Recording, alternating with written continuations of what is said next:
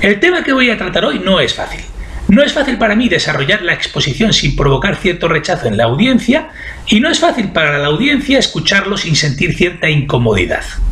Hoy voy a hablar de la envidia, tanto entre las personas como entre las naciones, y cómo esta sensación, emoción o sentimiento, no en vano se habla de sentir envidia, es, atención a esto, una de las principales razones que explican por qué las élites se suelen salir con la suya y por qué hay tan pocas revueltas a lo largo de la historia. Increíble, ¿verdad? Empezaré por lo fácil, que es hablar sobre la envidia entre las naciones. Y lo voy a hacer aún más fácil para mí, porque en vez de poner como ejemplo a las naciones europeas, voy a poner como ejemplo a China y a Japón. Vaya por delante que yo he vivido varios años en Tokio y en Shanghái, y que soy nipófilo y sinófilo, es decir, que siento una gran simpatía por ambos países, y que me disgusta que se enfrentaran en la Segunda Guerra Mundial, y que me desagrada especialmente el comportamiento de las tropas japonesas con los civiles chinos. Dicho esto, entremos en materia, porque las cosas no son tan simples como nos las explicaron en el colegio, donde nos explican una burda historia de buenos muy buenos y malos muy malos. En el siglo XIX, los banqueros sionistas de Londres, que eran los verdaderos dueños del Imperio Británico, conquistaron China. Y por cierto, lo hicieron con muchísima facilidad, sin apenas resistencia. Este dato es muy relevante, quedaos con él. Es cierto que oficialmente el Imperio Británico nunca ocupó China, algo que sí hizo en la India, por ejemplo, lo que más o menos permitió a los chinos salvar la cara, guardar las apariencias de mantener el honor. Pero todo aquel que sepa cómo funciona el poder sabe perfectamente que China y sus materias primas eran un juguete en manos de los británicos. Ya en el siglo XX, el Imperio Británico y Estados Unidos, o sea, los banqueros sionistas de Londres y Nueva York, le dijeron a Japón que había llegado su turno, que tenía que arrodillarse ante ellos e integrarse en su sistema financiero, lo que equivale a derribar tus murallas para permitir una invasión de tu país lenta pero inexorable y aparentemente pacífica, pues con el tiempo sus fondos de inversión acabarán comprando todo lo que tenga algo de valor en tu país, que es lo que están haciendo con nosotros hoy en día. En 1937 los japoneses respondieron que no a esta amable y simpática oferta. Respondieron que no se iban a someter a los banqueros sionistas y acto seguido invadieron China y expulsaron de allí a los británicos. ¿Por qué hicieron esto? Para utilizar las materias primas de China para poder enfrentarse al Imperio Británico y a Estados Unidos. Si Japón hubiera tenido materias primas, no habría invadido China. Pero Japón no tenía y sigue sin tener materias primas. Para ellos era una cuestión de vida o muerte hacerse con el control de esas materias primas. Nota aclaratoria. A partir de ahora voy a justificar las acciones de los japoneses y voy a criticar a los chinos.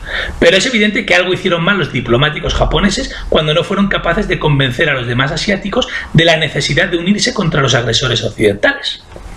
Salta a la vista que la diplomacia no es lo suyo. Un defecto del que por cierto también adolecen los alemanes y los rusos, que tienen ciertas dificultades para caer bien a los demás. Aquí viene lo interesante. ¿Qué tendrían que haber hecho los chinos? Tendrían que haberse alegrado de que los japoneses expulsaran a los británicos de China y tendrían que haberse aliado con los japoneses y prepararse para enfrentarse juntos contra los norteamericanos. Y además tendrían que haber aceptado con humildad que los japoneses eran los que tenían que dirigir la guerra, pues hasta ese momento ellos fueron los únicos asiáticos que habían demostrado coraje y determinación a la hora de defender a Asia contra los occidentales. Todos los asiáticos, los chinos, los coreanos, los filipinos, los vietnamitas, los tailandeses, los indonesios, los birmanos, todos ellos se tendrían que haber alegrado de que los japoneses se hubieran alzado contra los británicos y los norteamericanos, y tendrían que haberse unidos a ellos en su lucha, y tendrían que haber aceptado humildemente su preeminencia. Digámoslo claro, sus órdenes, sus instrucciones, porque para esas fechas los japoneses eran los asiáticos mejor preparados a todos los niveles, y muy especialmente a nivel militar.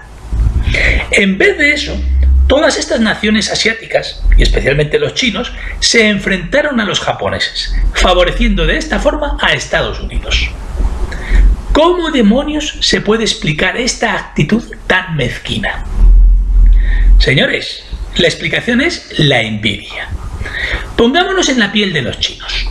Desde tiempos inmemoriales, China ha sido la gran potencia de Asia, sobre todo a nivel cultural. De repente, a finales del siglo XIX, Japón supera a China a nivel tecnológico. Y a principios del siglo XX, los japoneses les piden a los chinos que se unan a ellos en la lucha contra el Imperio Británico y Estados Unidos. Una lucha que dirigirán ellos, pues están mejor preparados que los chinos, que además se habían dejado conquistar por los británicos sin apenas oponer resistencia. ¿Vosotros sois conscientes de lo duro que debió resultar eso para los chinos? Para ellos aquello constituía una humillación insufrible. De hecho, fijaros si eso constituía una humillación tan insoportable que efectivamente los chinos prefirieron colaborar con los norteamericanos antes que aceptar luchar junto a los japoneses para expulsar a los occidentales de Asia. Hasta ese punto llegaba su dolor por ver cómo los japoneses habían sido capaces de superarles en el plano tecnológico. ¿Veis ahora las terribles consecuencias históricas que tienen para las naciones el orgullo mal entendido y la envidia? Pues bien, ahora veis muy claro el error que los chinos cometieron en 1937, pero no os percatáis de que es el mismo error que estamos cometiendo los europeos hoy en día. Hoy en día los alemanes son los más avanzados tecnológicamente y los rusos son la gran potencia militar europea. Y los demás, humildemente, tendríamos que aceptar su liderazgo. Sin embargo, la envidia y el orgullo malentendido nos ciega, por lo que las demás naciones europeas se niegan a aceptar el liderazgo alemán y ruso, dos naciones que hasta hace 2 o 3 siglos siempre estuvieron por debajo nuestro. La consecuencia directa de esta actitud es que todos hemos caído en las garras de Estados Unidos. O sea, hablando claro, que preferimos ser dominados y expoliados por los banqueros sionistas de Londres y Nueva York antes que aceptar el liderazgo y las órdenes de los alemanes y de los rusos. Bueno, de los rusos, porque los alemanes de hoy en día están completamente sometidos a los norteamericanos. Si esto es lo que quiere la mayoría de mis compatriotas, no me queda otro remedio que aceptarlo. Pero quiero dejar constancia a través de este audio que estoy totalmente en contra de esta decisión colectiva. Y a nivel individual sucede algo parecido.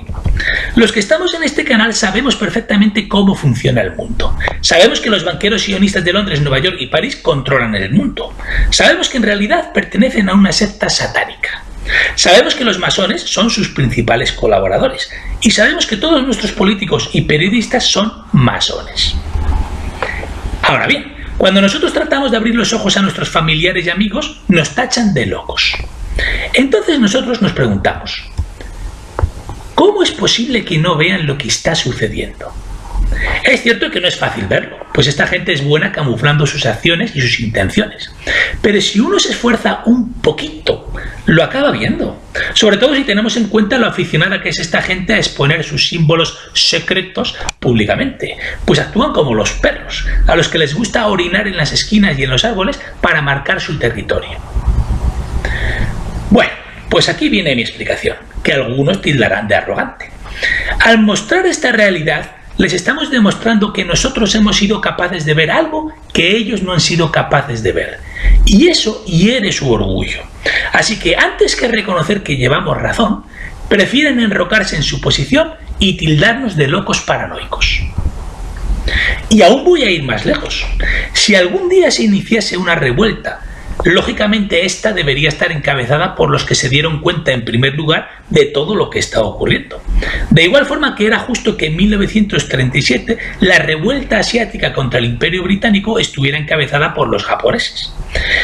Pero para la gente que está a nuestro alrededor es una humillación tener que seguir nuestras instrucciones, pues apenas un rato antes todos estábamos en el mismo nivel, o sea, abajo.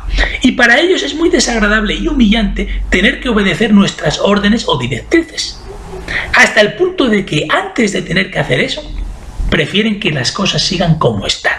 Es decir, que sigan mandando los de siempre, los banqueros sionistas extranjeros. Esta reflexión es sumamente inquietante, perturbadora y desagradable, pero mucho me temo que es certera. Y mucho me temo que dice mucho acerca de la naturaleza del ser humano.